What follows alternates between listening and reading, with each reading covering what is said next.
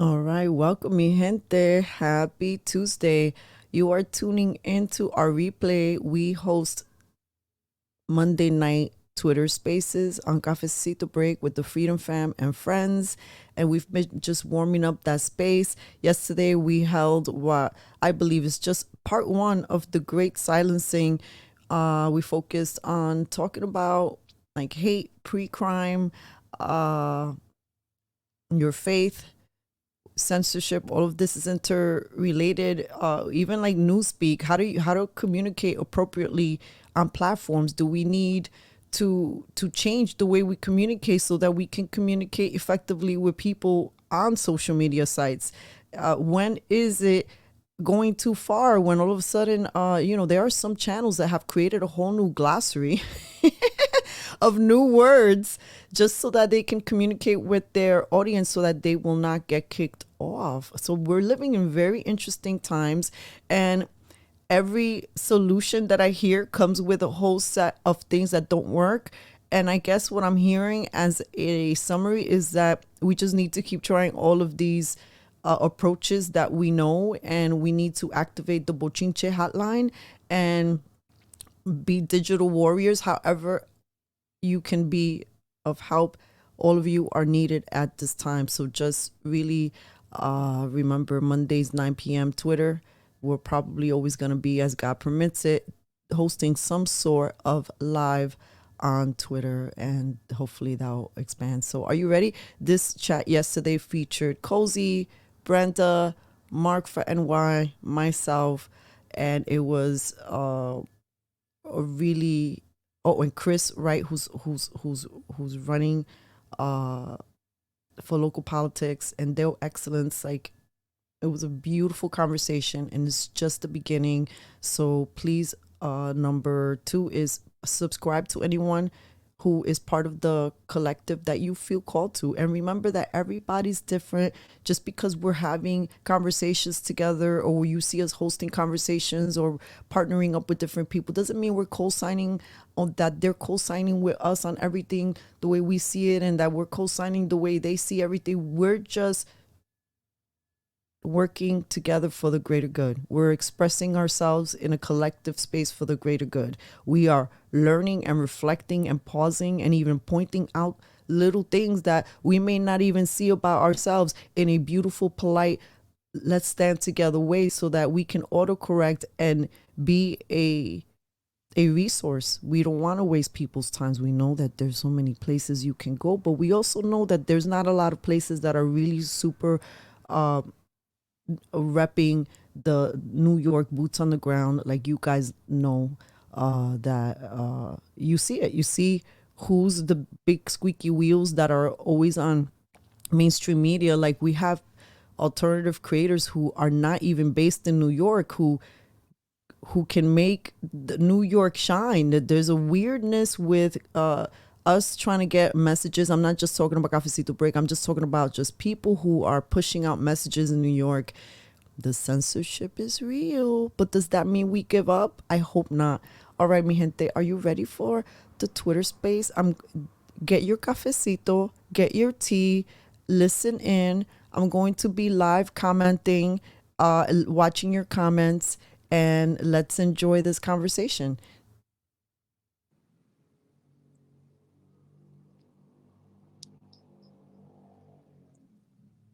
Okay, so today's space is called The Great Silencing.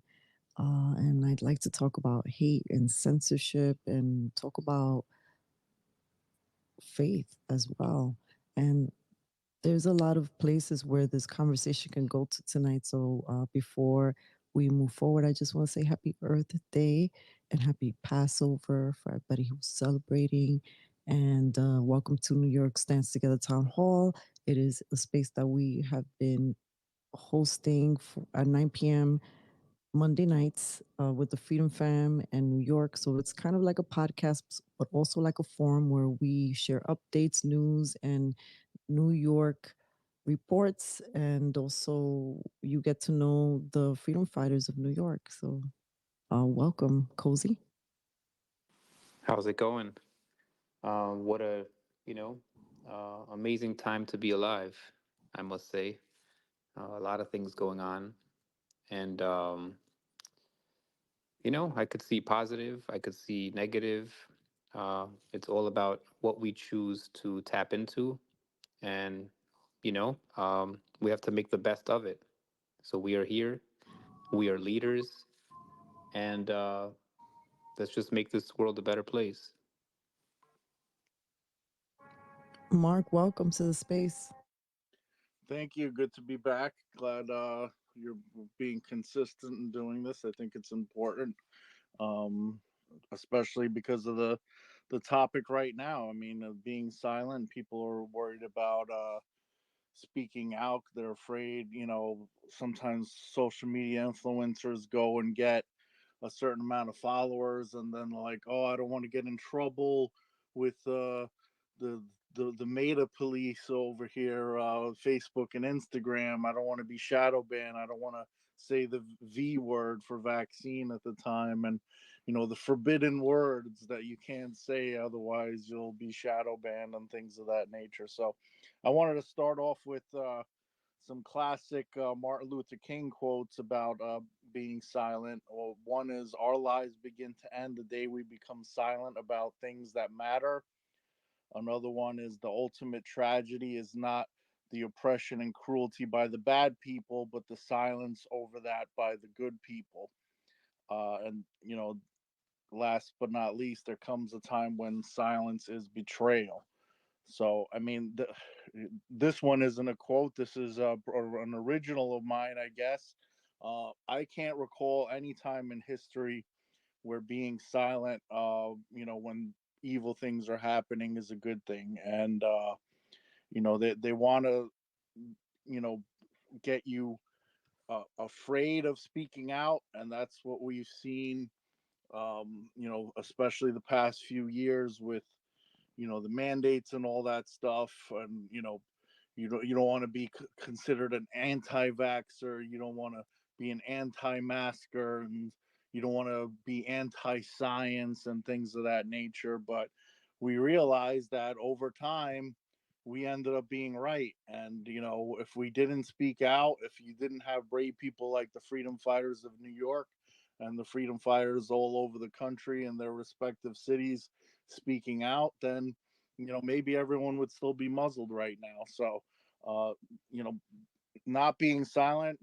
regardless of whether you're shadow banned or not, regardless of whether your audience is 10 people or 10 million people, you got to continue to speak out. And it's tough when the majority of the voices heard are the ones saying the wrong information. The mainstream media, Hollywood, things of that nature. So it's more important that the individuals with the small followings or whatever and masses go and start speaking the truth. And occasionally we get a celebrity that's also afraid to speak out, and when they do, it costs them in their pocket. So everyone's afraid of backlash, but being silent is only going to make things worse. So I'll pass it back to you, Cafecito.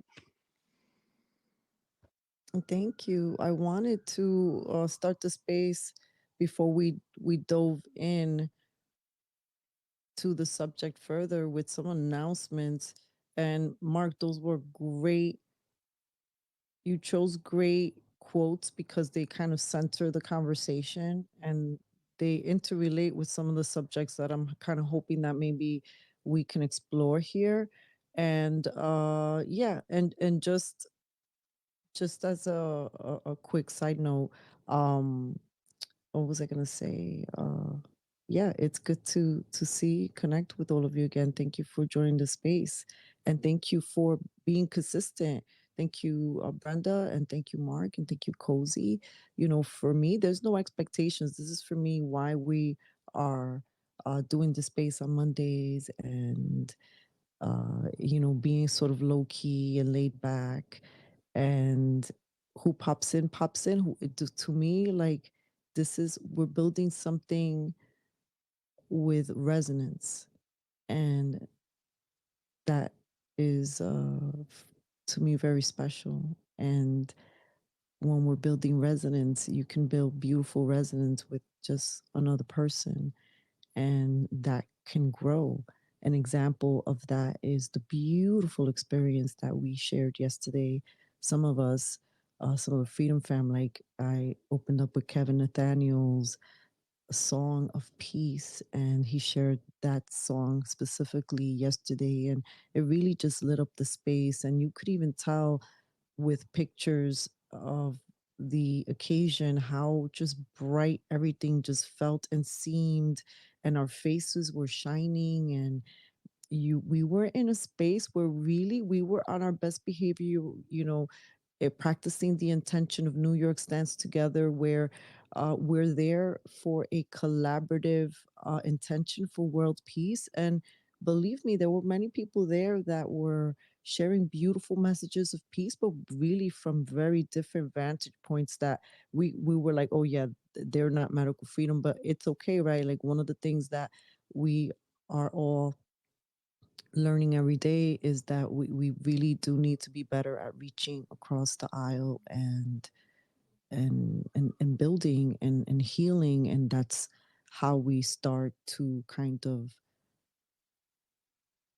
fortify and refortify relationships. And some of the people that I saw yesterday I hadn't seen for 5 years plus, and there was like a weirdness as with not with people, but just to me I feel like it's almost like I'm so out of practice with certain settings, and we don't realize how much of the separation has indeed taken place, has indeed taken root, and has indeed become sort of like an acceptance, down to the fact that many buildings, like my mom's, for example, it almost feels like communism is sleeping in with like rules and more rules, and don't make noise, and this is just too much. And all of this plays into the great silencing.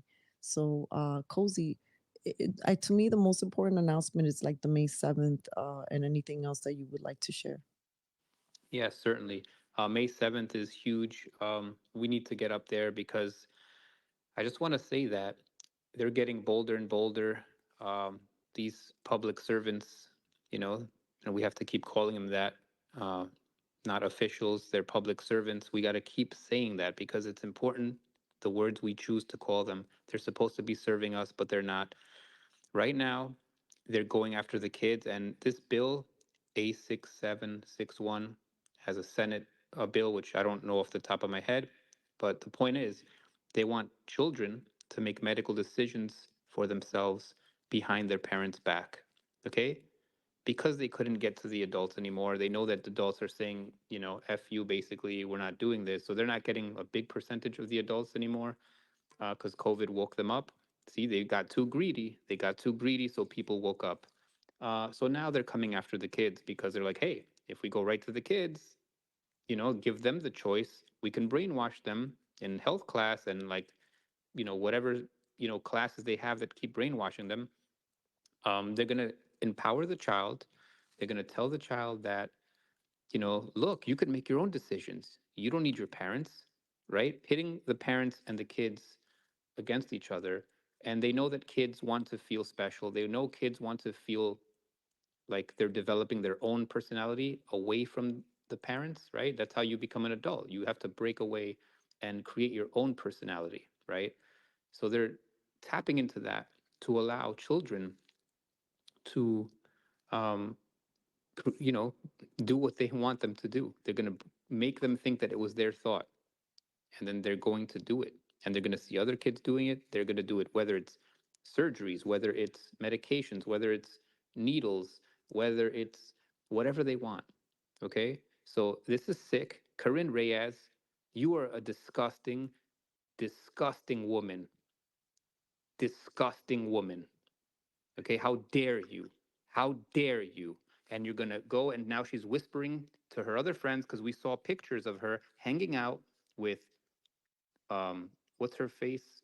She's my public servant, Gonzalez, Kristen Gonzalez. She whispers in her little ear, 27-year-old or 28-year-old, whispers in her ear, whispers in another woman's ear, and now they're co-sponsors of the bill. So you want to bring it? We're going to bring it to you. That's right. because I'm going to be relentless. We're going to shame you guys and we're going to go full force. Get ready, bitches. Yeah. Also, when you talk about the kids, it's not only giving them their individuality and making their own decisions. It's also it's easier to scare them with fear. Oh, if you don't do this, you could kill your grandma, and they're more likely to be gullible, so to speak. I mean, they already convinced a lot of adults with fear mongering. It's even easier to scare kids, and if they have their own decision and the teachers are talking about it in school, it's easier to persuade them. And it's like, they just want to make money. They're just greedy. That's what it comes down to. The adults that took it already. You're not, you're going after the kids. And also they wanted to get the kids early. That's why, during the height of everything, they wanted to get the kids, even though they didn't, there's no real justification, even with the fake science, for kids to take it. There's no justification for anyone to take it, in my opinion. But they had the school, giving out ice cream and COVID and things of that nature, the things that I protested in different places like the Bronx and Coney Island. Um, they wanted to get them early because once the information comes out that this is all BS, then parents don't want to give it to their kids anymore. So if the parents don't want to give it to the kids, the only way they're going to get it to them, the next generation of DNA altering, the population, is to fear monger them at a young age when they can, if they can make their own decision without the parents knowing, like, oh, this is good for you and your family, Yeah. don't kill your mom, don't kill your grandma, and all Oh that yeah, stuff. great point, Mark. And I just want to close out because I didn't get to. I should have finished it properly. And what I'm saying is, I need you guys May 7th to get up there. There's not going to be buses, unfortunately, but start talking to friends about carpools. Try to find a way up there. There's also, um, I think Amtrak or buses. Please get up there. This is important because they need to see us. If they don't see us, they're going to think all is well. Look, they're not serious. They're not serious. We're going to just do it because they're not going to show up and show up. And there's people who say, oh, it doesn't matter what you do. There's people who say, oh, why waste your time? They're tyrants. They're going to do it anyway. No, you still got to do your job. You still got to show up and show the resistance. Because if you don't show the resistance, then you have nothing to fucking complain about. Okay. So, you know, I think it's important to go up there. And when I mean we're coming at them with I'm going to create flyers. I want you guys to create flyers with pictures of their nasty faces, and I want you to put, the bill number. I want you all to do it yourselves, right? I'm going to create one, but make your own. Make it personal. Personalize it, and let's flood their Instagrams. Let's flood their Twitters. Is actually better. Just flood their Twitters every fucking day. Be relentless, because if you're not relentless, they don't take you seriously. I annoy the shit out of them every day, almost every day. And I'm going to keep doing it and doing it and doing it till they hate my guts. I want them to hate my guts. I want them to look at me and say, wow, this annoying person is here again. But I want 1,000 of you annoying people to annoy them every fucking day. This is how you destroy their reputation. This is how you put the spotlight on these demons. Keep doing it. And the thing they hate the most is their face saying a bad thing to the public, right? That face, you put their face on it, put the bill number, and say, and those words behind the parent's back. They want our children to make medical decisions, right? Behind their parents' back. That is powerful. Keep doing it and doing it. I'm begging you guys, jump on this, because once they get this crossed, once they pass this line, there is no other line. They've crossed it. Now they own your children, and you have no rights as a human being. It's your thing that you created, your most valuable being that you created is no longer yours. That's what communism is. The communism takes over the child, right? It's papa and mama to the child, and you are nothing. So no, we have to get our power, our property, our children, our creations are ours. You are a communist. Fuck off. Well said, Cozy. Uh, Here's kind of what I'm curious about, and maybe Brenda, if she would like to respond to this. question that I'm about to pose is okay, so I hear the strategy you're saying, Cozy, but it also backfires on people in the censorship, right? Because these days on for example on Instagram, and we've shared this before, you can't even sometimes just hit the like and to support somebody's video that depending on who you are and if the algorithm is a little bit more aware of you, they might take your channel down just for that. Yeah, good point. On Twitter, I've noticed. Probably this is why nobody can see anything I post on Twitter. They probably all reported me. But what else do you suggest? Like, there's got to be something that we have to do. You know, besides, obviously the protests outside of their offices is always great. Sharing information in their communities is excellent. But I don't know. Maybe create an account just for that. Don't use your main account if you don't want it to get flagged.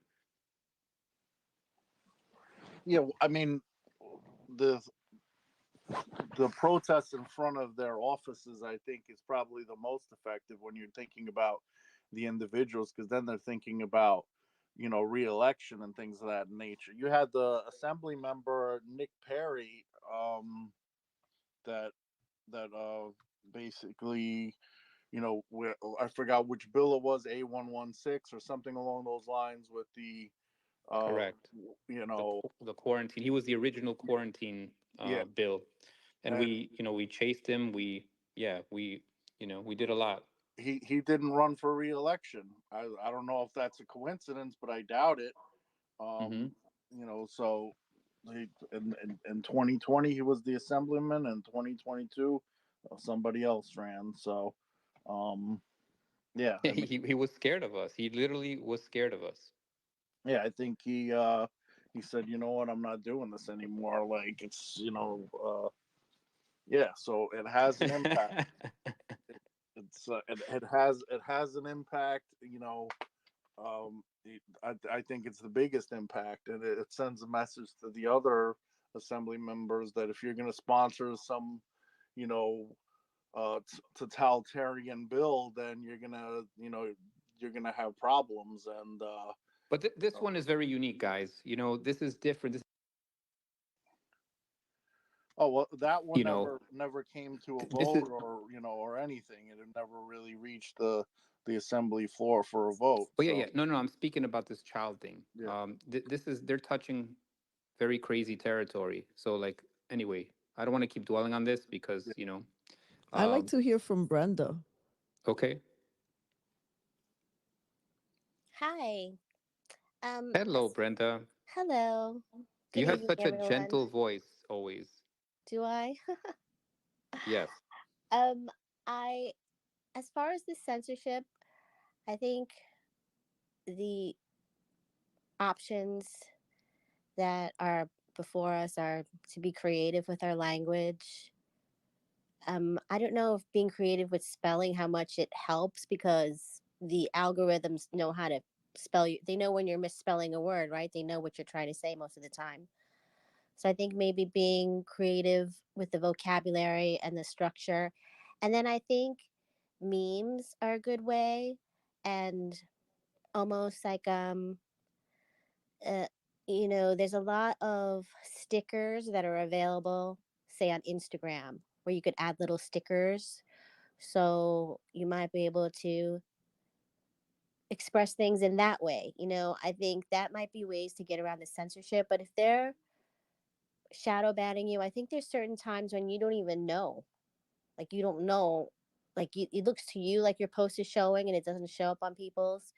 So if they want to censor you, it's going to happen. I think the real uh, things that is that there needs to be um, options other than just online. It's like everything, most everything I think of in the terms of DJing, right? Because it took up so much of my life for 25 years. So when you're doing a party, right? You don't just make phone calls. You don't just, and I'm also thinking old school, like late 90s, 2000s, the way that a nightclub night would work is you would have a street team that will go out and talk to people and not just hand out flyers randomly, but a street team that socialized and engaged with people, whether it was on the street and they would, or they would go into like the popular diner that everyone went after the nightclub went out. Like the street team would go in there and interact with people and meet people and basically recruit people to come to the party, invite people like, hey, we're having this new party. It's starting such and such night. And then, but you also had to have mailers and you had to have people phone calling. And you had, so basically, long story short, to make something work, you can't just have one way of trying to make it work. So social media can only be one part of the plan for outreach. And then I would say the next step is to really try to do outreach to 10 people you don't know. Like it's one thing to, and you do need your supporters, right? But how much can you preach to the people who already are on your side? You know, you need to find it. I would say to everyone, try to find 5 people in your neighborhood who you're friendly with and maybe engage, invite them to a meeting, invite them, say, hey, I'm doing, invite them to a space, invite them, go, go someplace with them that you've never went. Like, hey, do you want to go to this uh, talk, this lecture? Come with me. You know, really, because we do have to connect with people, and we need each other that we already have. But we're talking about outreach, right? And then I think I get your aggressive and assertive approach, Cozy, and I think that's needed. And I really think women are needed, but we really need men to step up. I think there's not enough men who are vocal and who need to be not violent but assertive and say no, this is not happening. No. And I'm not saying that women's voices aren't important as well, but we do need that alpha male energy because it's lacking, and that's, I think that's been deliberate, where men have been told to step off and step down, and for them to assert that alpha energy is somehow them being toxic, which to me I think it's been deliberate so that we have nobody sticking up for us. And when I say we, I'm talking in general terms, and I'm also a Christian, and I know God is part of this tonight, right? And though I recognize the fallacies and the retelling of the story of Jesus was like Osiris, like and all that stuff, I still think Jesus was a real dude. He was a good dude, strong dude. I appreciate him and I like follow him, and I there's my introduction to God was through Catholicism and Christianity. Though I really do think that the devil is so present in Catholicism that it's not even funny. But I also sometimes think that the devil is doing God's work in some complicated way that I don't understand, because it's my intuitive understanding that the devil doesn't make us do anything. He just gives us the option to do bad, and then it's our choice. And I yield. Thank you, Brenda. I appreciated the insights you shared. Definitely, you know the whole thing about utilizing language and the way that's going to serve you, and that's definitely a great point. Uh, I know that for me, like when I saw that I was getting way too angry covering certain things, I knew that I needed to peel back, because then at that point, I'm not even doing myself a disservice if I'm getting sick and so invested in reporting something. And it's part of what happens when you're so close to these topics, and these topics are all not even fun approach or even talk about. The good news is that the squeaky wheels do get the oil, and our content keeps getting repurposed in small little segments, and they are reaching people. But like you said, we don't sometimes even know when we're being shadow banned. So, what's the middle point? I don't think, Cozy, that you should stop commenting, but then I'm hearing what Brenda's saying, and I'm like, okay, perhaps just trying to create a creative way of expressing yourself. It- for some reason, the algorithm found me a video, an interesting video to watch a few days ago, and it was all about the way people express themselves, and it was very specific, but the the details escape me, but not the overall message, which is very comparable to what we're discussing, which is the message. And two examples are, look at how people are still salivating over Obama because when they think about him, they think about his eloquence. I was one of those people that, fell in love with the way he communicated. I just really still enjoy his artful communication style because it builds trust, even though maybe he was utilizing a technique for nefarious reasons.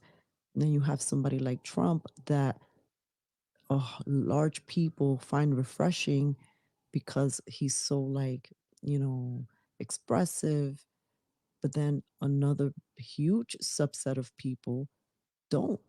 And whenever I hear anyone talk about like these, Biden or Trump, or it's always the same thing. It comes down to, but how does he express? He expresses himself so snotty, so rude, and that repels people to even want to open themselves up to listen to their message. So if we're here in this weird land of censorship, how do we communicate without over stifling ourselves, right? Because then it's it's just crazy when you watch certain channels, and God bless them, but they've made up a whole new glossary of terms. And part of, you can say that part of the charm and the excitement is the audience learning these new terms, but I don't know. Cozy. Yeah, I was gonna jump in actually, and unless if Cozy wants to say something, I'll wait. But I wanted to kind of comment on No, Co- go for it. yeah. So just to kind of recap everything that Brenda was saying, like aside from censorship on social media, I mean, you look back at what we did as the New York Freedom Rally in New York. We were at war. Like we had, you know, the in-person rallies which were promoted on social media, but we also had one in particular that was in front of de Blasio's house where it was nothing was on social media intentionally. Like we just called each other, they didn't know we were coming, and we made noise out, outside of his house in Park Slope. So um we didn't even need social media at all, and we got somewhere between 30 and 50 people just together specifically to show that we don't even need social media. We'll get a group of people together through phone calls. So it's important to stay in touch and go to these rallies and connect with people in case we all are taken off of social media or whatever the case may be. But aside from that, the bullhorns marching in the street to get the message across to everyone who's listening. As we march, as opposed to just staying in Union Square, we'll march from Union Square to downtown and the Wall Street area or to Times Square or whatever, and just let everyone on the street know, or from Grand Army Plaza down to the Barclays Center, or all the marches that we did was to get as many people to hear us marching, to hear the different things that people like myself were saying on the bullhorn. And then we had the stickers all over all five boroughs on the subways and the flyers and stuff. So Yeah, listen, man. like I've done a lot of these approaches, right? Like hiding my language, trying to come up with clever ways, memes, songs, poetry. Like we're doing it all. We're seeing people in person, handing out like I've been handing out flyers when I was working. I was handing out flyers during my lunch break. I would walk I would walk a few blocks. I'm like, you know what, start handing out flyers. There was a project by there, and every day I would just stop by and I would just keep handing things out, speaking to the people, and people were receptive to that. A lot of people, um, especially African American Latinos, were more receptive to the information then a lot of the white people would just like give me dirty looks, snotty looks, entitled looks, just like ridiculous. But the point is, yeah, we this is a war, and we have to apply all of the tools. Is basically you're all correct. We have to try every approach. It's not we'll never win it one way. Like social media is one strategy, but you have to be in the streets. You have to make that presence, and you have to protest at their offices. You have to go to their, the Albanies and all this stuff.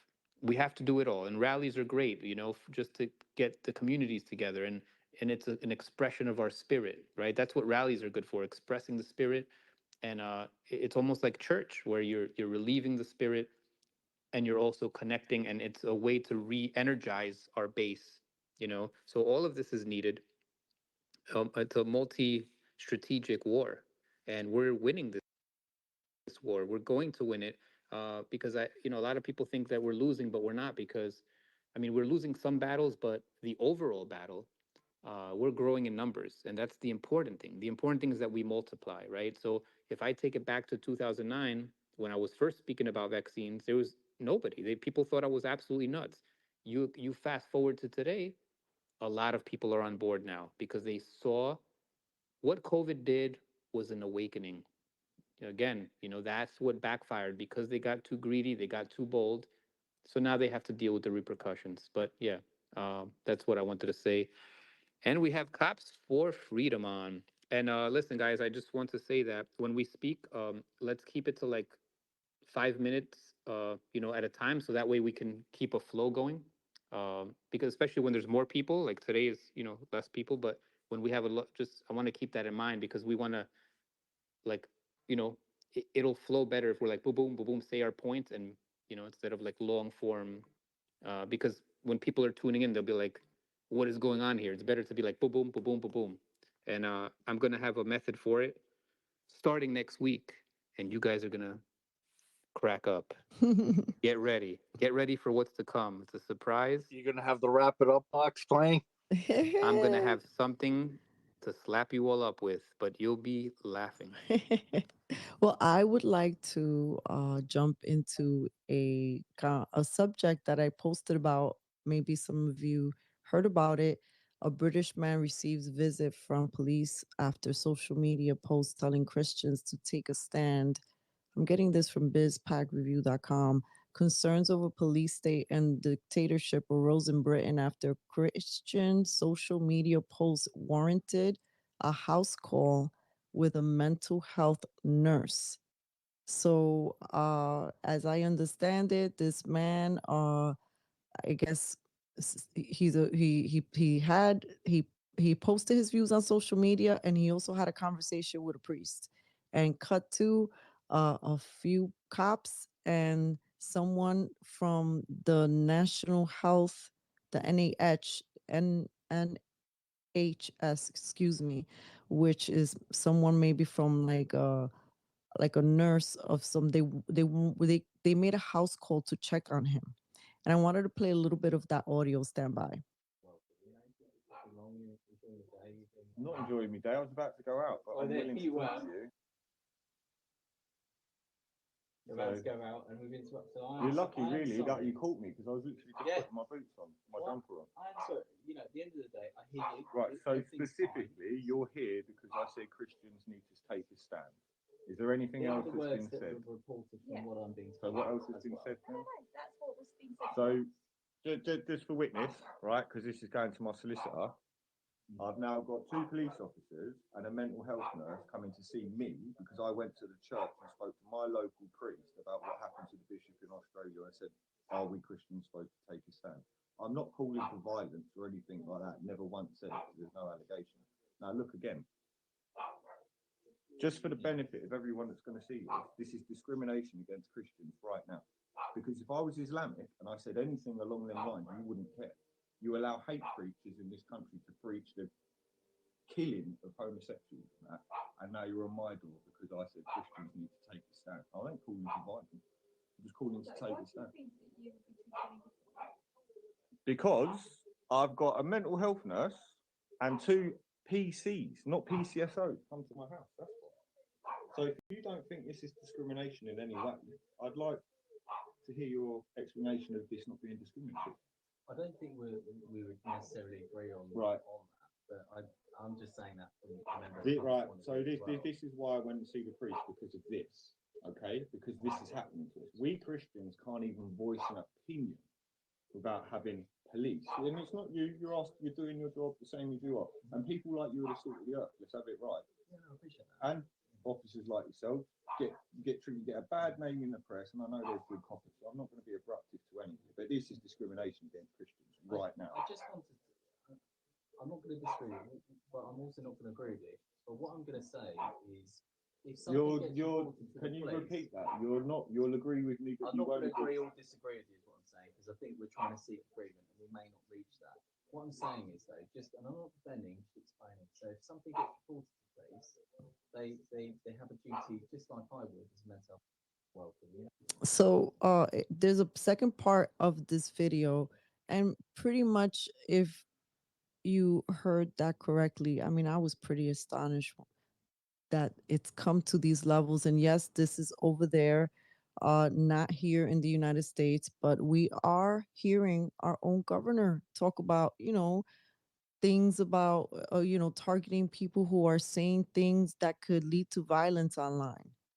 And I just think that this has legs, and I would like to open this up for discussion. Whoever would like to jump in, I do appreciate, as a side note, that everybody here was friendly. That the man who got this surprise visit from the cops and the person who was representing and was doing a wellness check, he was checking in to make sure he was okay, and the language that he was using, and they needed to he needed to walk them through it.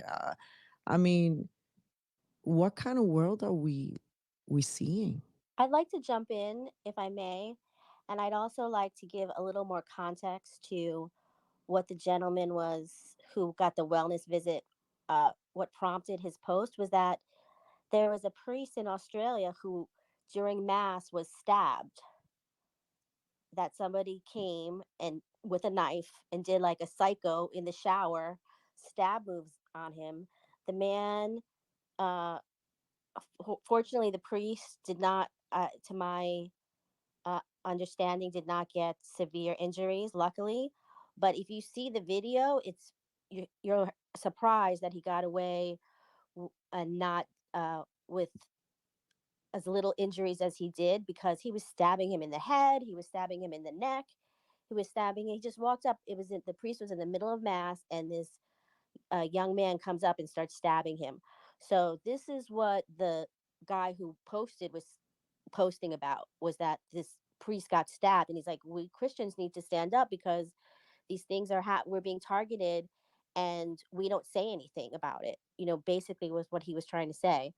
And so that's to give a little more context to what happened, to his post.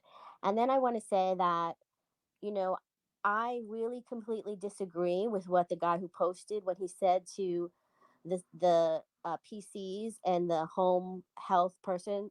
Oh, I know you guys are just doing your job, like, you're the salt of the earth. No, to me, those are demons. And maybe they're not directly demons, they're only possessed by demons.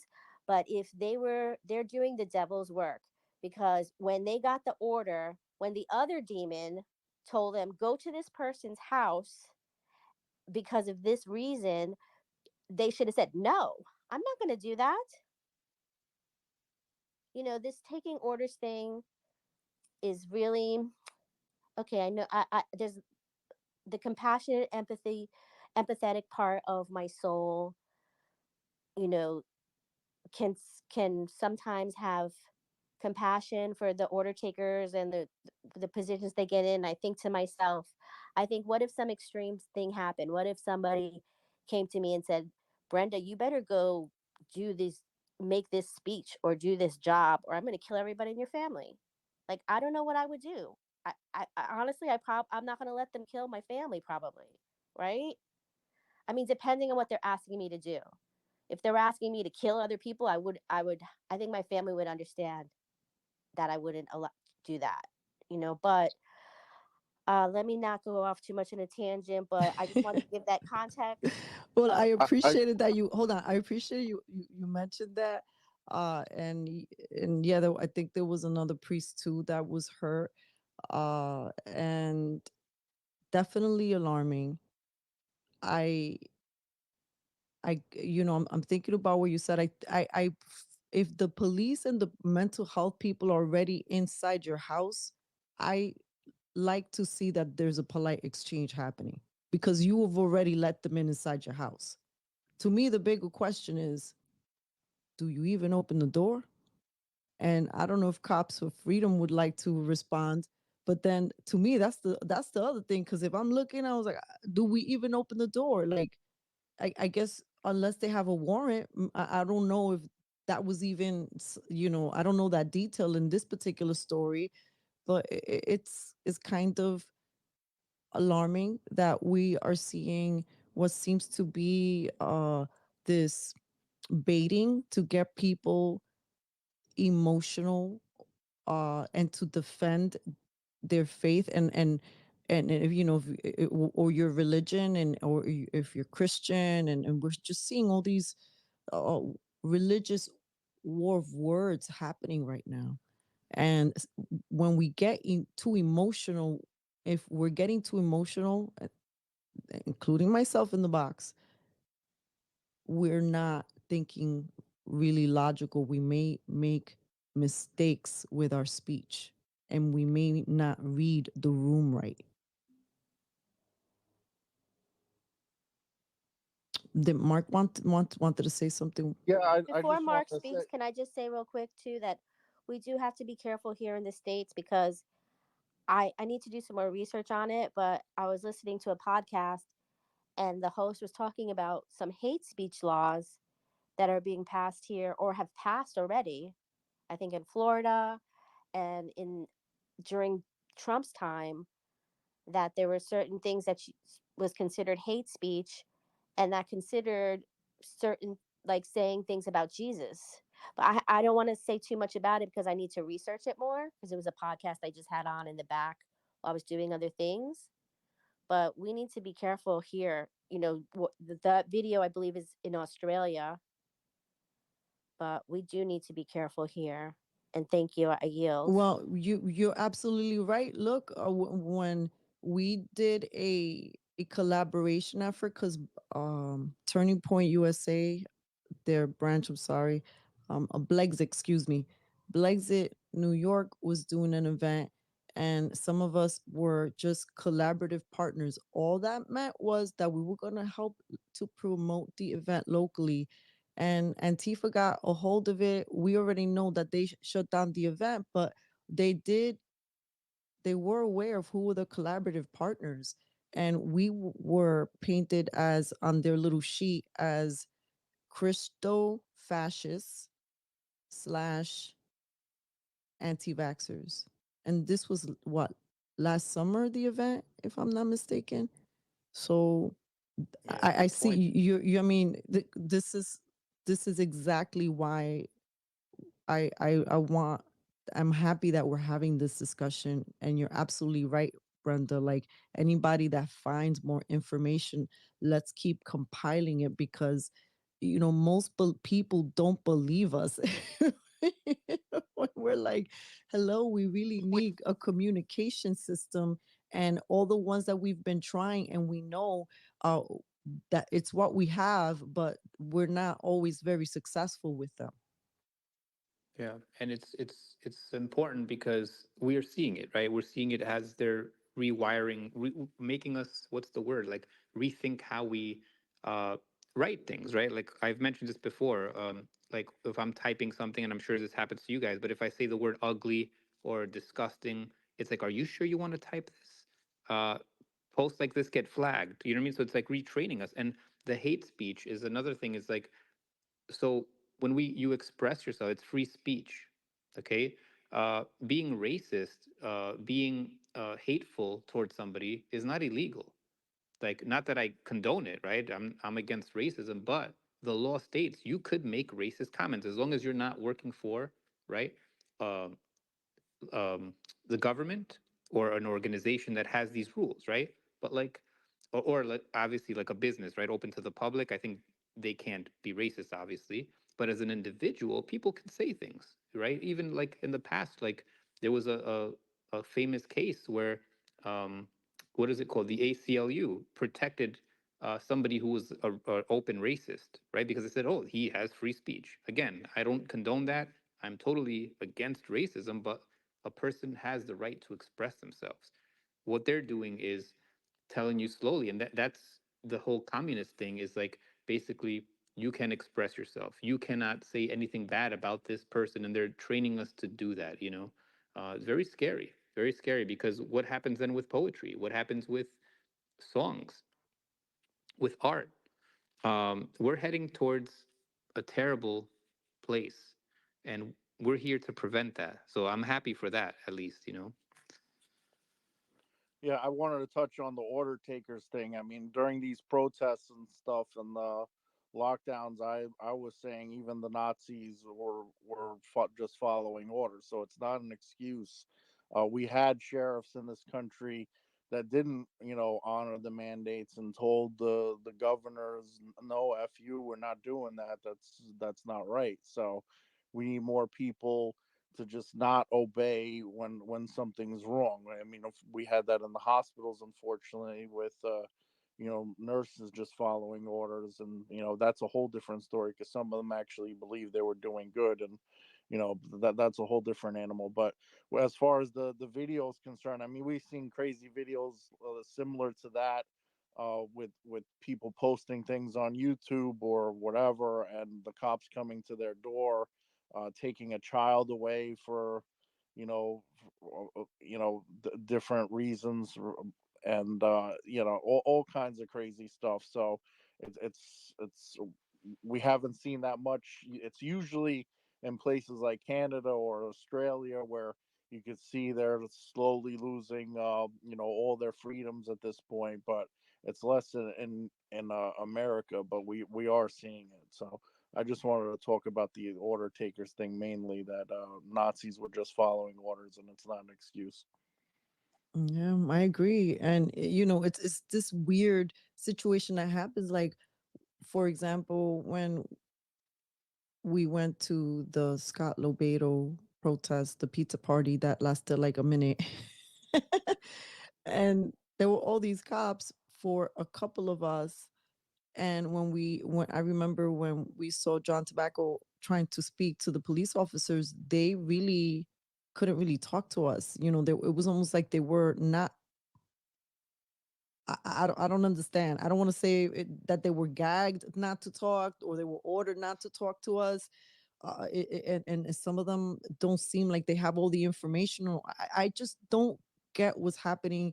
Obviously, there's a breakdown of information in many departments, and we the people are, in many cases, we have more freedom of mobility and speech than many of these other people that we may look toward as having more influence, because maybe in some sense they do. Maybe they say something and many people listen and tune in right away. But what are they locked into? Who are they locked in with? Who are they moving with? Who is their contract with? What do they say and what do they not say? It doesn't mean that they're not serving a purpose, because everybody is, and everybody, it plays an important role in this weird human experience that we are living, because some of our greatest adversaries are also our greatest teachers. And as as we're seeing, like I pulled up an article, for example, and this is from Disarret.com. Is pre-crime enforcement headed for Canada? A troubling bill brings to mind the dystopian world in the film Minority Report. So I'm just going to read a little part of this thing. It says that the Canada bill would take things to a whole new level with Bill C-63's creation of pre-crime. Let's suppose you hold an unpopular opinion, such as certain transgender woman is male. Hence, this is why Cafecito Break was on Twitter hate speech jail, and I suspect that we have gotten deranked because ever since they Twitter put me on hate speech jail for a little while, even though it wasn't my fault and I argued it, I my numbers have not been the same. But look, it says you need to be careful because part of this bill would amend the Canadian Human Rights Act to provide that it is a discriminatory practice to communicate or cause to be communicated hate speech by means of the internet or other means of telecommunications in a context in which the hate speech is likely to foment detestation or vilification of an individual or group of individuals on the basis of a prohibited ground of discrimination. This is Canada, as we see, and we must continue to investigate the bills that have legs here in the United States. We're all gonna be cellmates one day. I can see. We're all gonna be in the gulag. In the gulag, man. Seriously, like they're gonna go. Like, imagine this, right? What I'm thinking is all the shit that we've said in the past, like any post from the past, like they can be like, what if the law goes into effect? They'll go back in time and be like, oh, in 1994, you said this. You know what I mean? In like 2024, remember when you said this? This is hate speech. You're under arrest. Like basically, this is what we're heading. These clowns. So we need to stop them. Um, we have a um, we have Christopher Wright here. Would you like to speak, Christopher? Sure. How's everybody doing? Much Great. respect. Doing all right? Good, good, good. Yeah. So I just got in, so I don't know all the details of what you're talking about, but I'm very familiar with social media censorship. Been dealing with it for 5 years. I'm, right now at the moment being shadow banned on a couple platforms. So I've seen it. I've been talking with people who like Billy Prempe over in Jersey, who's running, as a friend and fellow patriot of mine. And, he's been telling me similar issues he's been dealing with as well. So it's definitely a serious issue. And one of the ways, there's a couple of ways for people that are listening that want to just kind of want to figure out for themselves if they're being shadow banned or they say, hey, am I being shadow banned right now? You might be thinking to yourself, something's off. Uh, excuse me, sorry. One way you can do it is if you have backup accounts, which most of us do, obviously, with everything going on. You can just go on your backup account and we'll make a post in your main account and then go on your backup account and go into your news feed and just scroll through. And if you're in a main account where you have just, quite a few followers, decent amount, you should see your post over most people's posts because you know how it works with the algorithm and everything. So if you're scrolling through your news feed on your backup account, you don't see any posts from your main account. That's one way to tell. And there's another way is like with some videos I have, I got more likes than views. So, just how's that even possible?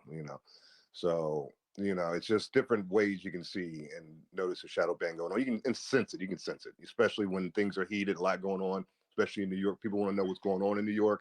You're out there, you guys are on the streets doing your thing. You're getting that content, and yet there's no response. There's no feedback. And it's because you're shadow banned.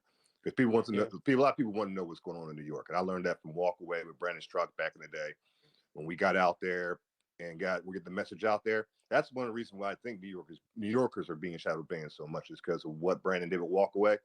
And that's why in January 6th, as soon as they had a second to get him, they got him. And he didn't do nothing wrong. I saw the whole step by step on January 6th.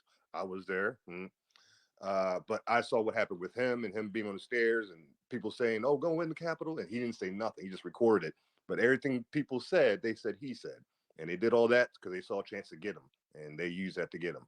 So just be aware. Like I said, the gulag is no joke. And the more you get out there, the more you're going to sense it. And that's another reason why I've been trying to get in the government because I'm thinking one way to fight back is to be in office, to fight back because I don't know how else to do it because these people are no joke. But that's a few words I want to say.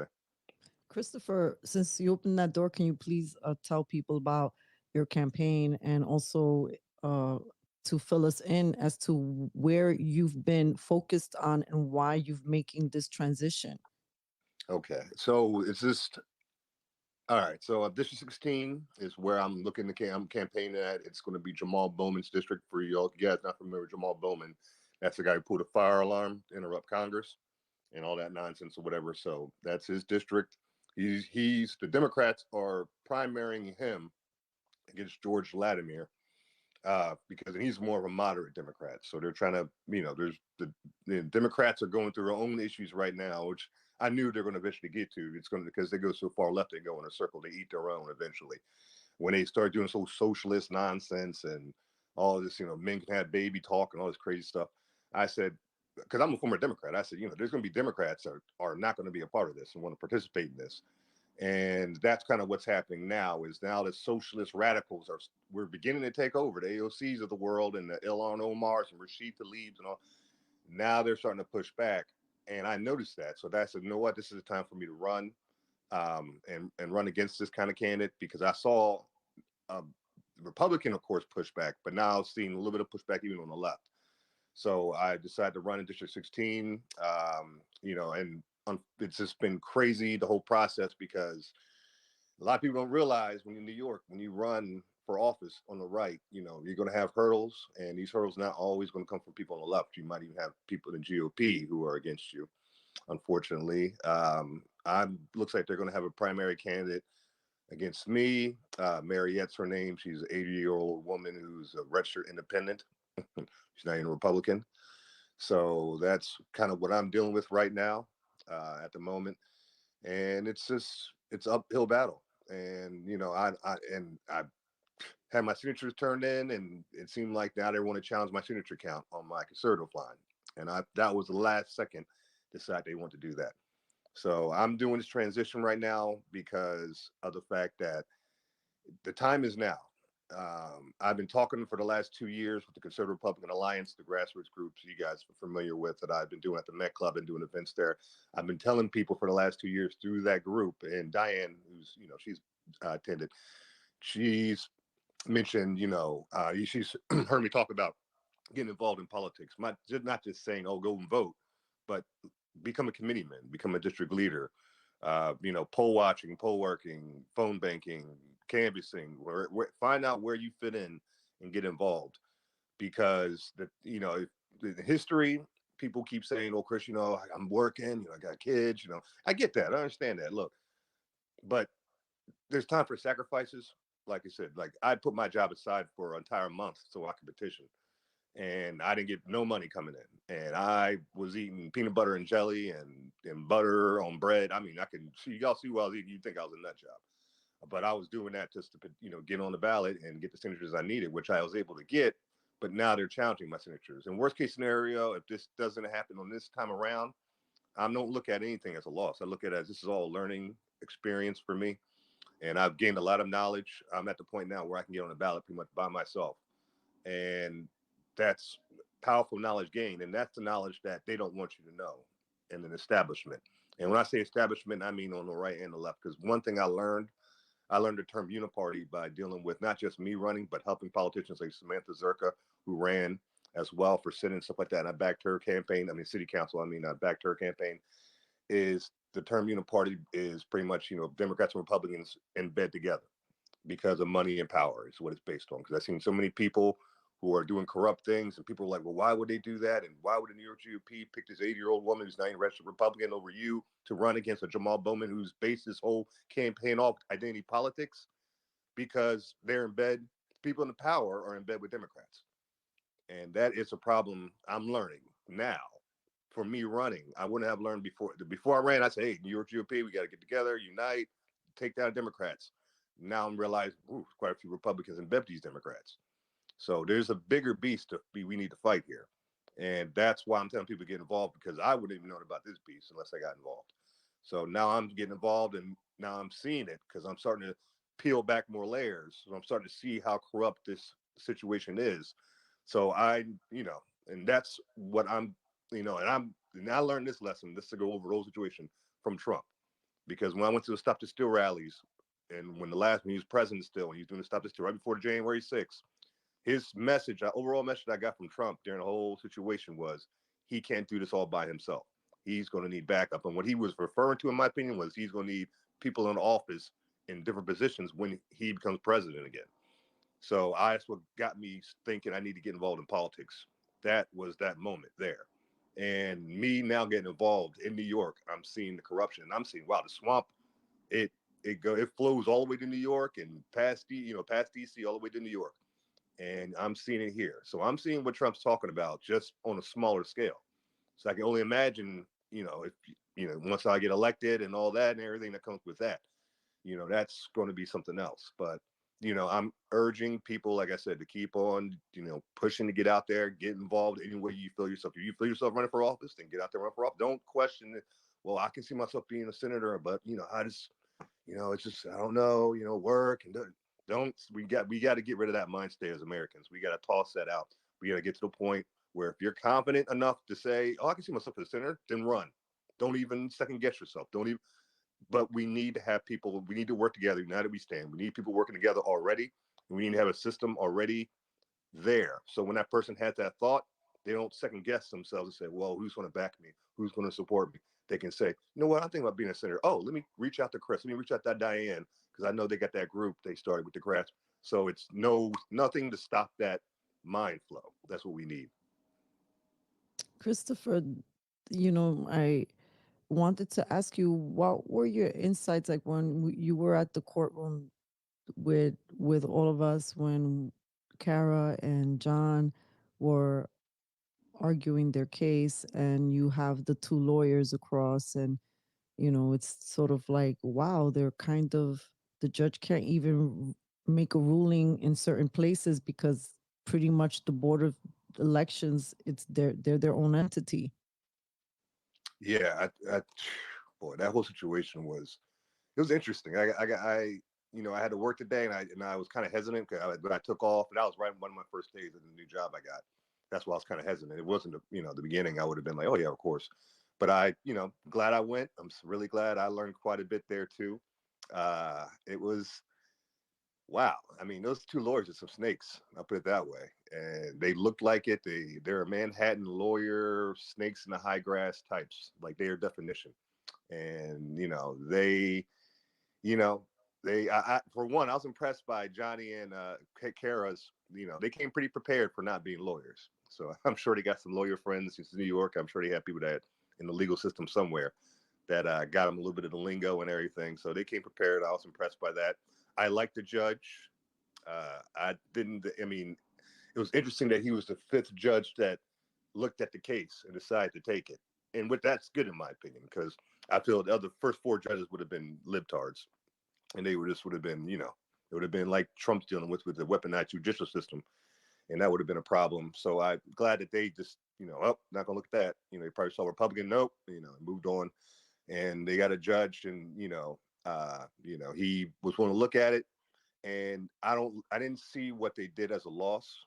I see what they did technically as a win, but it's like a turtle, like the rabbits and the hare, the tortoise and the hare kind of thing, where see at the finish line kind of thing. Like it was a slight win, but it's a slow. You're dealing with judicial system, it's a slow process, and they brought that up. Like, look, we got to go through all these weeks of dealing with the court, but we can't campaign, we can't do anything to help her win this election while this is going on.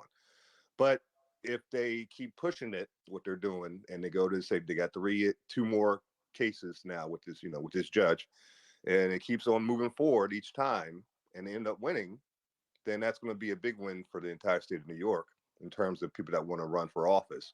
Because anybody who's got involved, you can tell that it's system is against us. The everyday Americans is what I say us, like we the people, middle class, upper class Americans. That's the main group I'm thinking of when I say that, because it's I notice I'm realizing why a lot of lawyers and doctors, more doctors than anything, a lot of doctors, so people who aren't really technically politicians, why they run every 2 to 4 years, and a lot of them don't have shots. A lot of them are, it's like a long shot or just they're filler candidates. They call them, where they just kind of put them there just to, oh yeah, look, we got a Republican running. They know they're not going to win, but they just do it to, kind of show the public, oh, we're trying, and you kind of realize, why they kind of do that whole setup, so Well, I just want to jump in here. I mean, they want a candidate to run in every district, especially when there's a statewide race, like when you have the governor race, or in this case, you got the U.S. Senate race, or even a presidential race. You're more likely to win that statewide race if you have an individual candidate in each race, because that individual candidate is doing the work and trying to red pill people in that district. So you'll have hundreds or maybe thousands of people that probably would have just stayed home and not voted for the presidential race or the governor race, but they met this individual and then they decided, okay, well, since I'm here and I'm a Republican, I don't usually vote, but I might as well vote Republican down the line. So there's that to it. And then the other thing is, Kara had, you were referring to what happened last week, but Kara had to drive up to Albany today. I don't know what the result is. I haven't spoken to her yet today. Hopefully, it went well. But challenging signatures is a pretty common practice.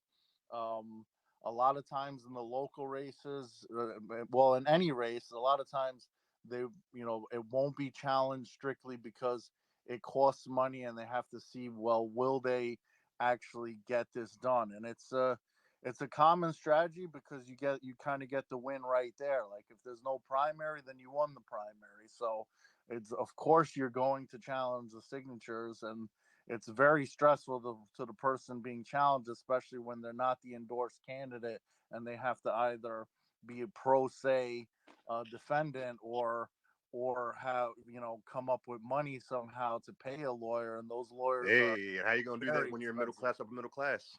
Of One thing, course, if you're a yeah, candidate, you're making yeah. 150K a year, you can afford that. Yeah, I mean, I went through it. I thankfully had the backing of the party.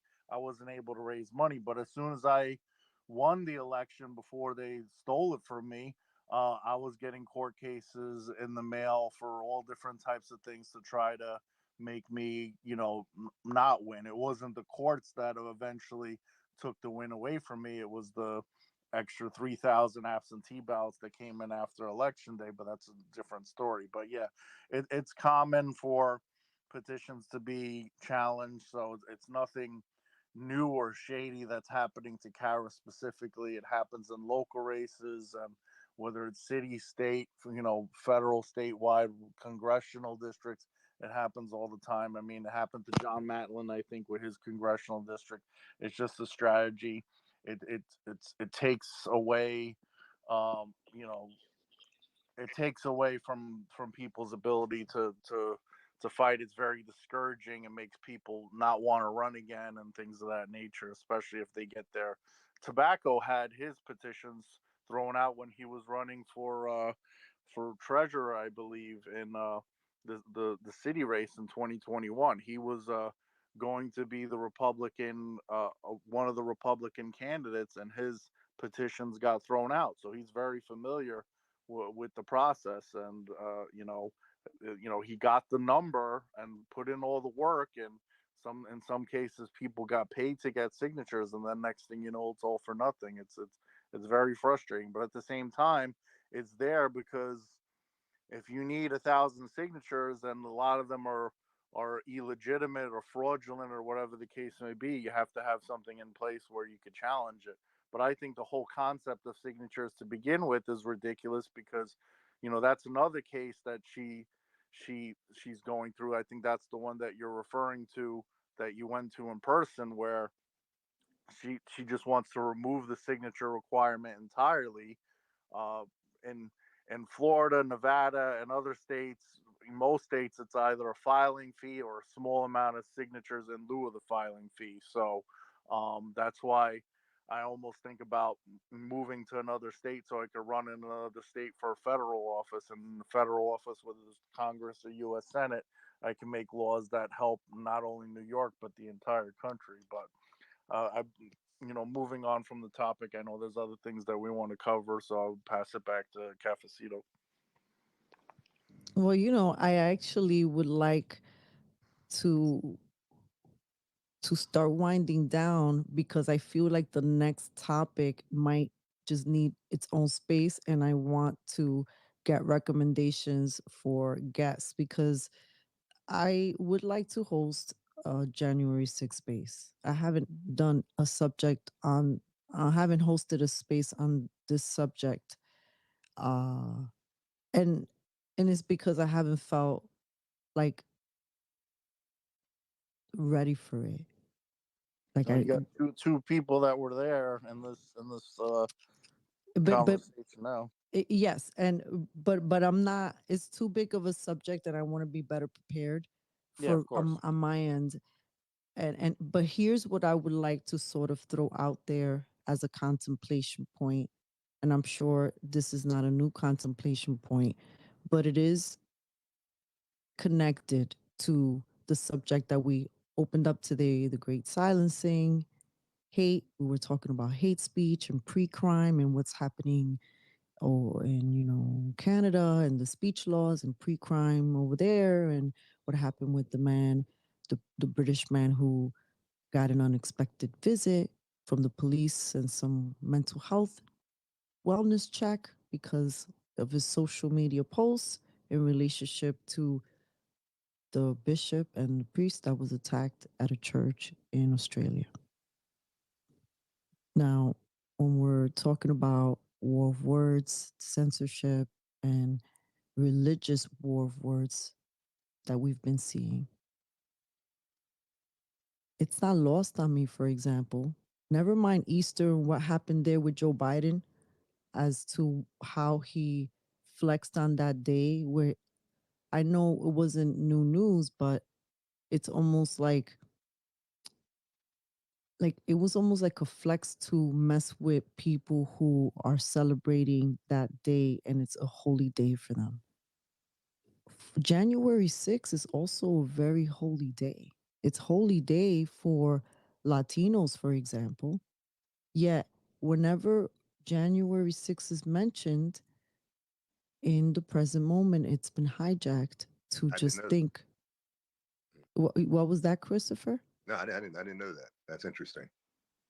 Yes, it's like we start celebrating, and it's our day really isn't of course the Americanized versions, right? But Puerto Rico, my mother, her whole nostalgia is about January 6th and the Three Kings Day. And that's the biggest day. That's a huge holiday for a lot of Latinos all around the world, but specifically the ones that are here in the United States, that's a holy day. That's no matter what it is, it's still a holy day on the Christian calendar. Yet when we think about January 6th, what do we think about? We don't think about the holy day. It's been inverted, right? We barely even raise I mean, awareness. look, you're talking to a fellow Christian right now. I mean, like I said, I'm a person that looks in things like this. I mean, I will be first to not even Latino to say, hey, this is a Latino holiday, or this is wrong what you're doing, and I didn't even know. That's how much they hijacked it. So I think January 6th, I go right to that Well, yeah, moment. no. Well, I'm not saying that it's a Latino holiday, but that we celebrate that. That's the day that's bigger for us, but it's still Oh, a it's day holiday. that's Okay. Oh, yeah. okay. I got you. It's a Christian holiday. Oh, it's a It's the Christian 12th. holiday. It's Okay. the 12th day of Christmas, so it's the Three Kings Day. Ah, the 12 days of Christmas. The good Lord Mm-hmm, gave mm-hmm. us. Yeah, it's an Okay. overall Christian holiday, but for Latinos, it's a big holiday. But besides that part, the most important part here is that it's a Christian holiday that has, when we think about January 6th, we don't think about the Christian holiday. If there were any remnants of it all, it's gone, right? Mm-hmm. And Three Kings Day is such a beautiful moment of, here are the the wise three kings bringing these symbolic gifts to baby Jesus. Wow. Wow. See, look at it. And look who runs DC. All these demonic congressmen. And I mean, not congressmen, but politicians, period. So And yeah, this is why this is going to be a big topic, and I welcome. Please DM me or any ideas of who And I know Chris and Mark, you said that you've been there. You guys probably know who might be great to talk Well, to invite Kara, as a Kara guest. for sure, because she's the founder of the organization and in touch with the prisoners the whole way through, and she could probably get Ashley Babbitt's mom on or something like that. So I yeah, yeah, she used to know. do events prior to Newsmax for January 6th. I spoke yeah, at that one of was those events. Yeah, yeah. I that is was there true. with her on January 6th. We both got tear gas together and all. So Wow. And yeah, Kara definitely is the person. And if she can't do it because she's super busy, at least she'll like Mark said, she'll bring the right person on, or people on. Yeah, that's That'll be why I it'll be didn't great. think about Kara inviting her I directly right I, now I because I also know have that she's contact very for the compromised shaman. with her time.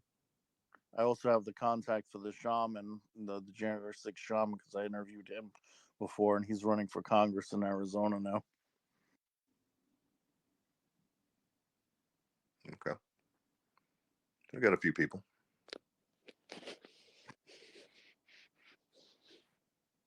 But yeah, that'd be a good space, I think, this January 6th, and just talking about that, and especially for people that aren't familiar, that just kind of hop in and listen to what we're talking about, and they need to hear what really happened on that day.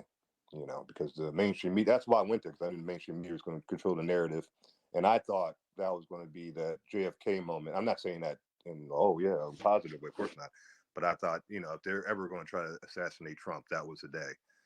And you saw that's the only time I've seen Trump do a speech with the bulletproof glass around him like that. So, I want to be worst case scenario, the guy to chase a guy down in the high grass and record his ass and say, no, this is the guy who shot Trump, not some freaking whatever mainstream media is selling you, you know. No Um, Lee Harvey Oswald sequel. no, with the 3 shots and the guy who got kicked out of the military for not being able to shoot a gun. He's a horrible shooter. Like, come on, stop. You know, So if you know your history, that wasn't the case. So I didn't want the mainstream media trying to get. You saw what he did, even though they didn't assassinate Trump. They tried to kill him politically in another way.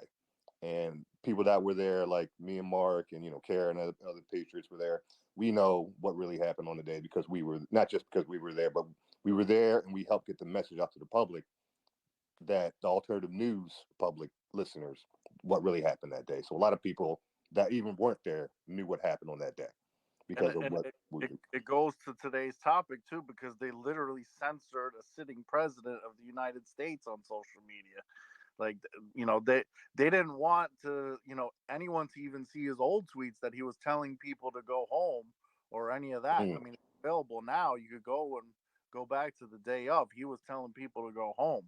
There was no insurrection. I mean, it's insane. But Well, this is something that I thought about with what you just mentioned, Chris, is here's my question, right? Because we're here, part of the space today has been in how do we communicate certain things. And I think that maybe the reason why I've been feeling now is the time to host the space and I wasn't prepared for it is because part of my question to God maybe is how do I approach this conversation in this landscape when some of us already looked upon as extremists?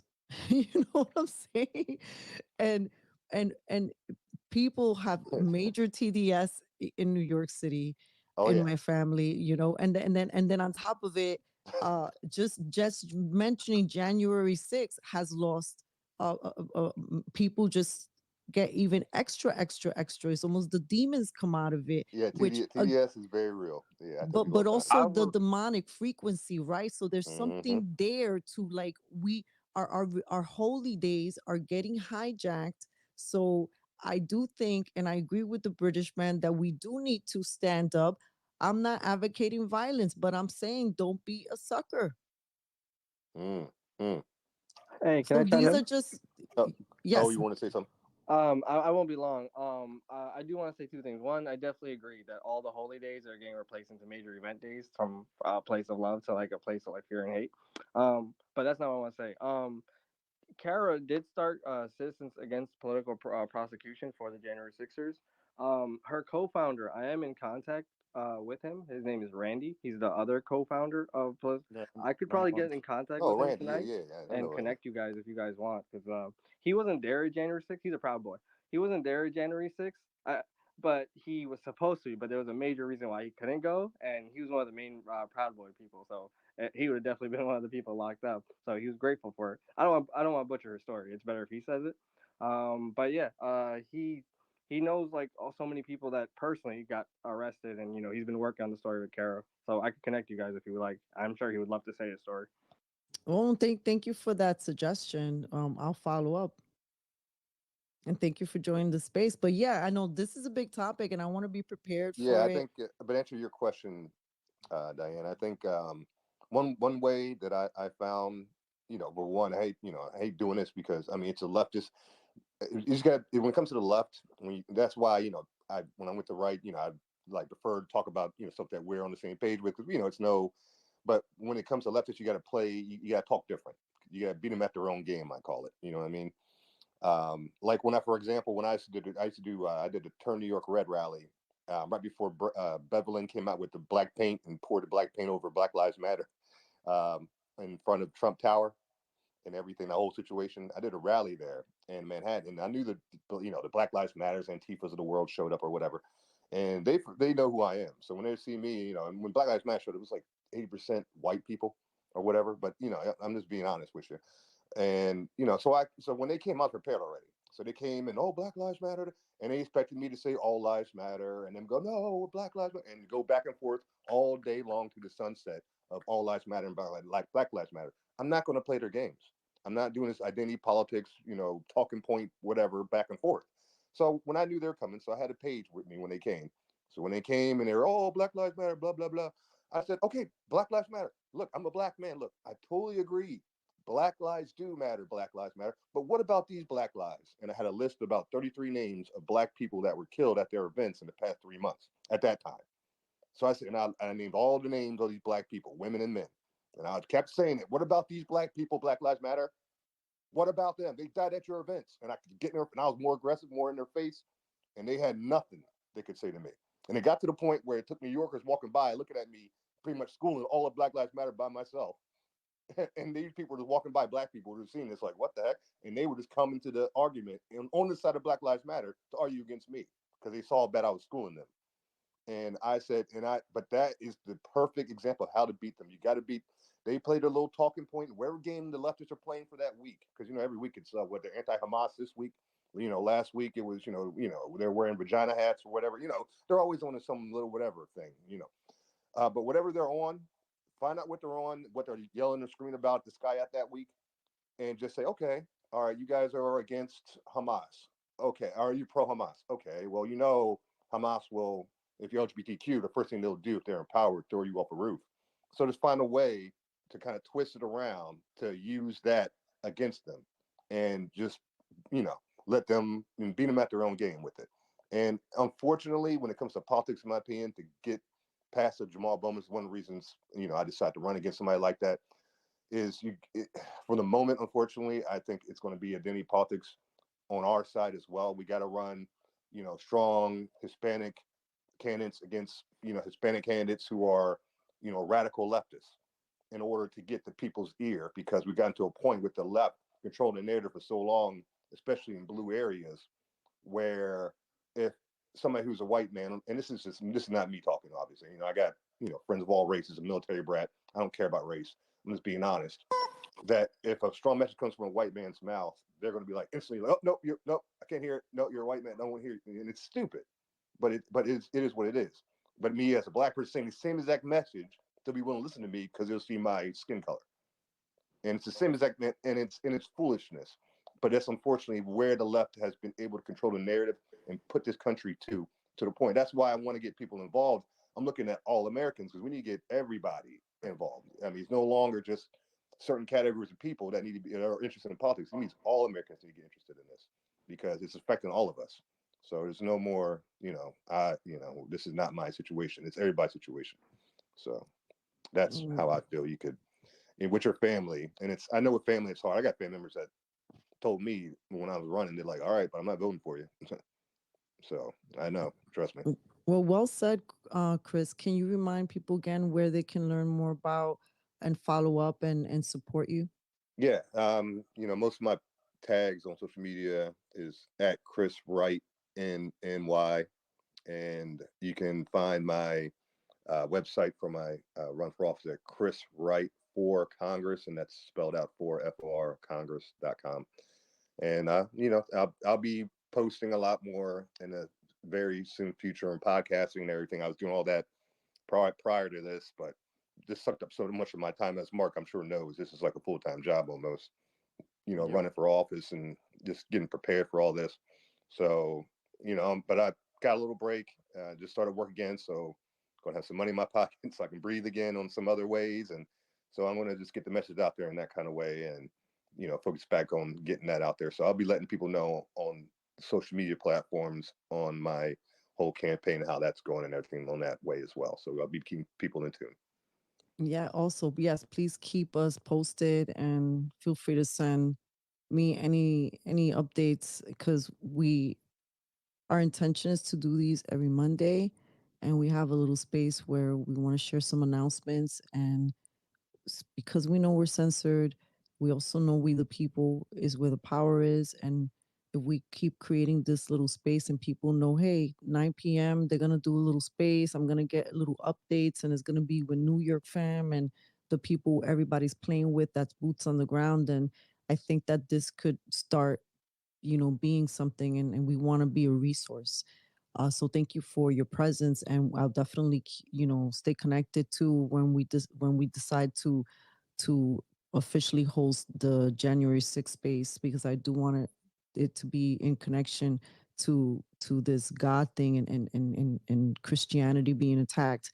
It's happening in way too many ways, and I don't want to have a religious war, but I do think that it's important, or I don't want to feed into this religious war of words, but I do think it's important to stand up and be bold for your with your faith. It was faith that helped many of us be here where we are standing in this moment. So we're wrapping up the space, but I just wanted to say thank you to everyone. And one of the things that has been sort of happening at the end of the space is that we kind of open it up for like memes. If anybody has a little meme that they want to share that has made them like laugh, or they want to read it out loud. Hold on. I always got memes, but let me see. I got a bad joke if you want to hear it. Well, it's not even a joke. It's like, why? You guys know why they call sand sand? No.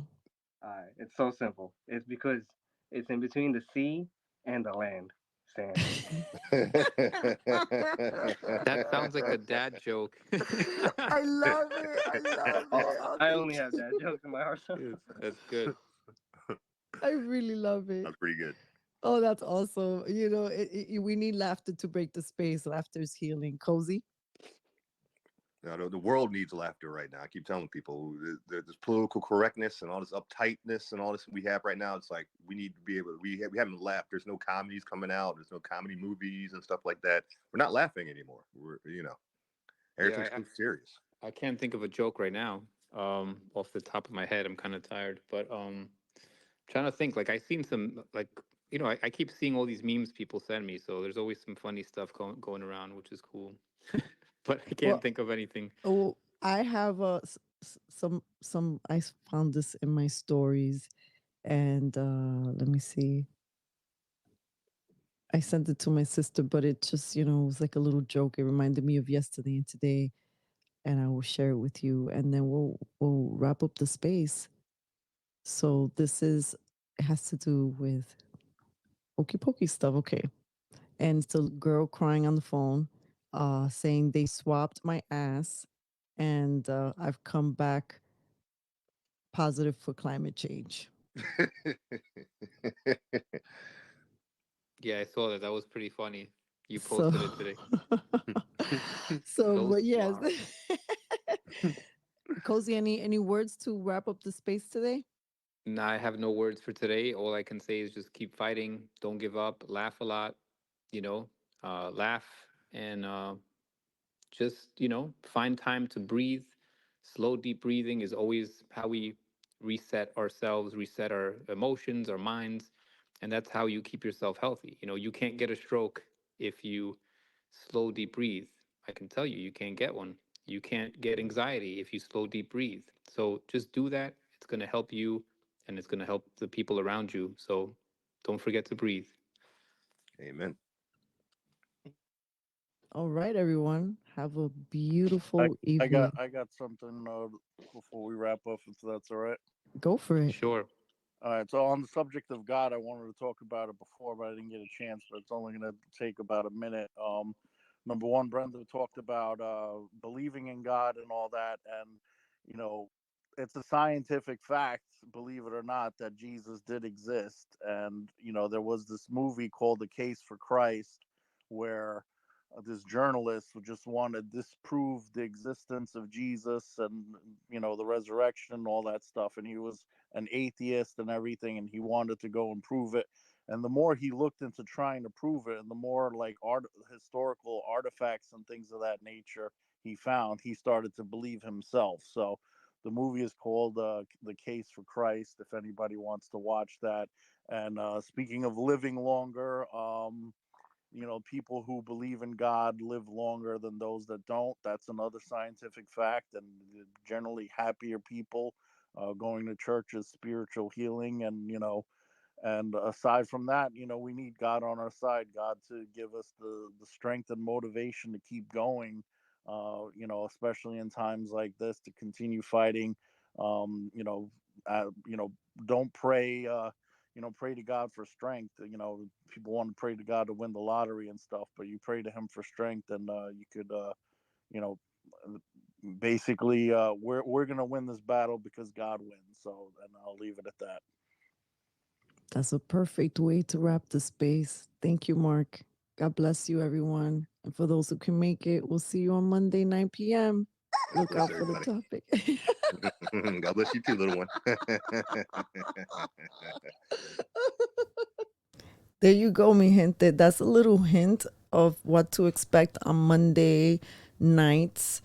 I think that it's unanimous. The soul wants us to wrap up and start closing down and actually make a little bit more room at the tail end of our New York Stands Together town halls for meme sharings, for polite joke sharings, but you know what I mean, like express yourself, but please don't express yourself in a way that's gonna start a war at the end with somebody. But all in like good jest.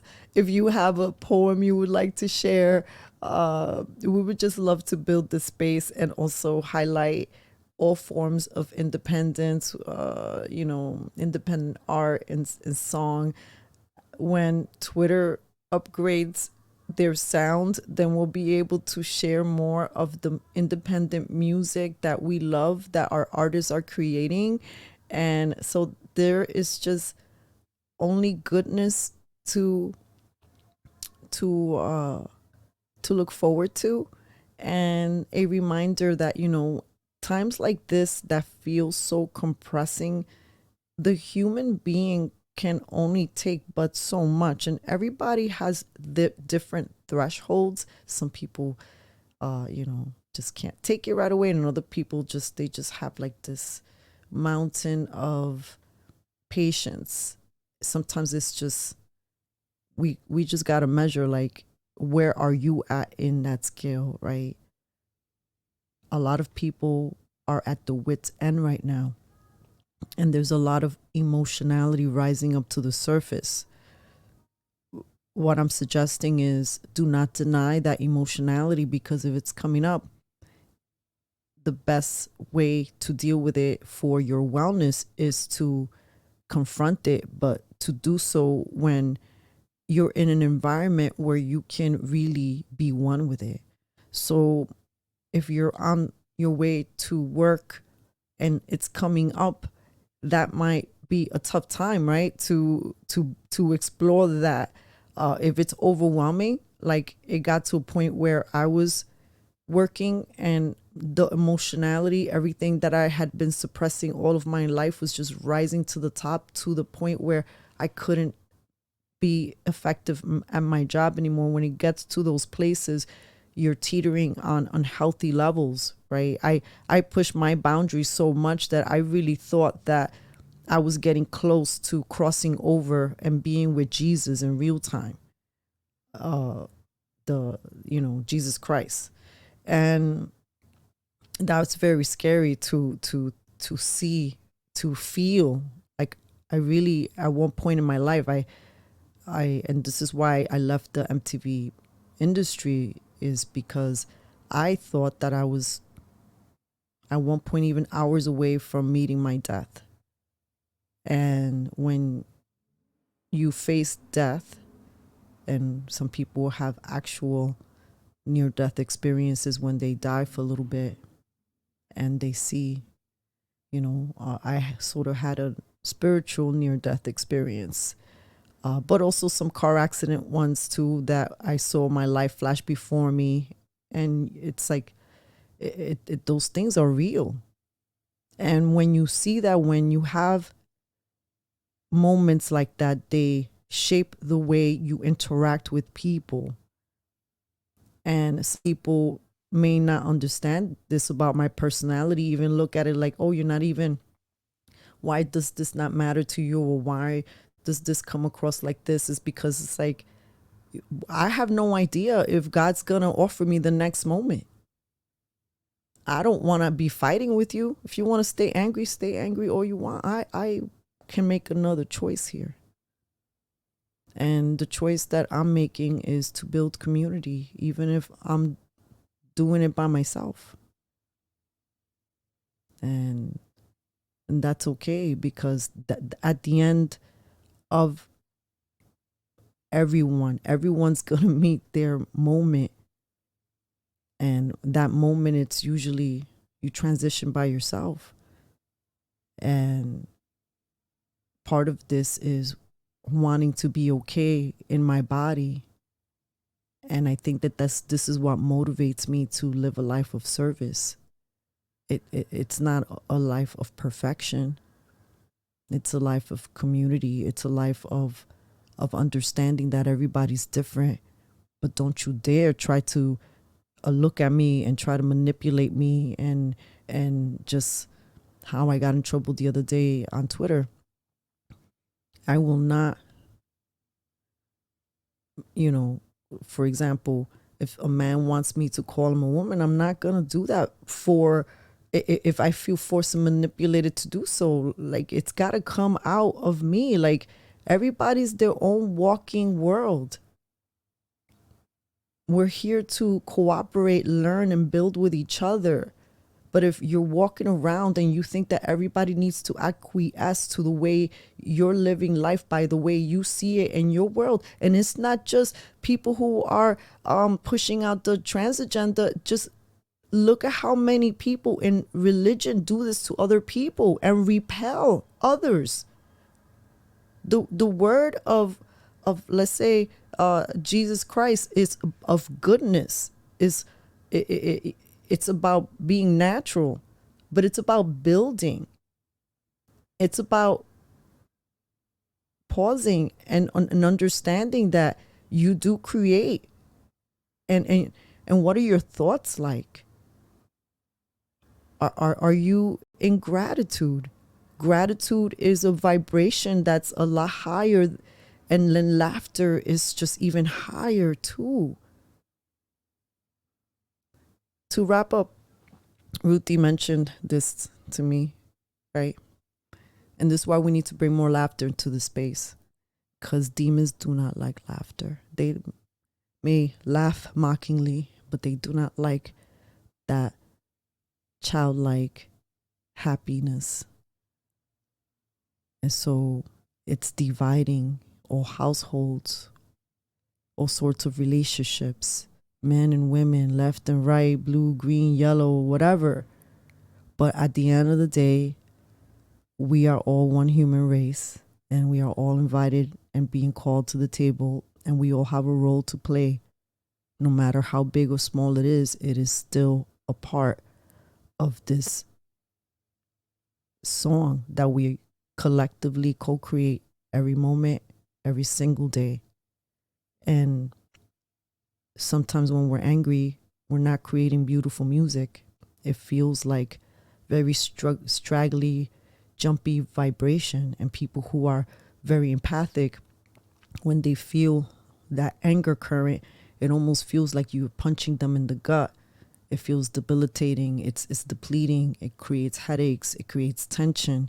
It doesn't invite and create and build upon a good feeling space. This is why sometimes you can walk into a space that maybe is filled with a lot of activism, for example. Maybe it's righteous activism, but people are very angry all of the time. And when you walk into those spaces, you don't feel at peace. So everybody has their place that they feel at peace with. My recommendation is to work that into your everyday, even if it's for 5 minutes, whatever that is for you. One of my little rituals is just being quiet with my coffee and just listening for the current energies of the day and moving forward. Thank you guys for tuning in. I love you. And New York Stands Together Town Hall, 9 p.m. Spread the word. Cafecito break. Love you guys. Oh, we got a message for Joe Biden. Hi, community members. 1, 2, fuck Joe Biden. All of us. 3, fuck Joe Biden. With the sickness, this is a tradition. It's time to wake up, religion. This is a war. If we're here as one, we gotta move as one. I know y'all know what that means.